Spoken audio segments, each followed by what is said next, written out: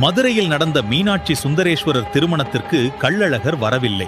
அப்போது அந்த கல்யாணத்தை நடத்தி வைத்தது யாரென்று தெரியுமா? மிகவும் பழமையான காலத்தில் மதுரை நகரம் முழுவதும் ஒரு பெரிய திருவிழா ஒன்று நடந்தது.